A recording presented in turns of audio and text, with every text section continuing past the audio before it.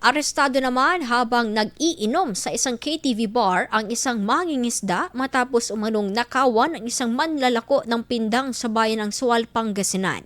Batay sa ulat ng pulisya, nangyari ang insidente bandang 4:00 ng madaling araw nang mapansin ng babaeng biktima na nawawala ang kanyang bag na naglalaman ng humigit kumulang 67,000 pesos habang siya ay natutulog sa loob ng kanyang tindahan.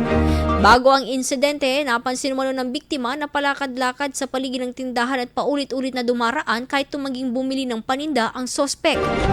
Agad naman na iniulat ng biktima ang insidente sa Sual Municipal Police Station na nagsagawa ng agarang verifikasyon at follow-up operation.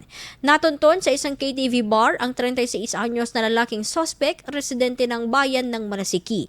Nang kumprontahin, kusa umanong inamin ng sospek ang pagnanakaw at isinuko ang perang tinangay sa biktima. Sa isinagawang bilang, 14,650 pesos na lamang ang na-recover mula sa nawawalang halaga. Dinala ang sospek sa himpilan ng pulisya kasama ang mga nakuhang ebidensya para sa kaukulang disposisyon at pagsasampa ng kaso. IFM News. IFM News. IFM.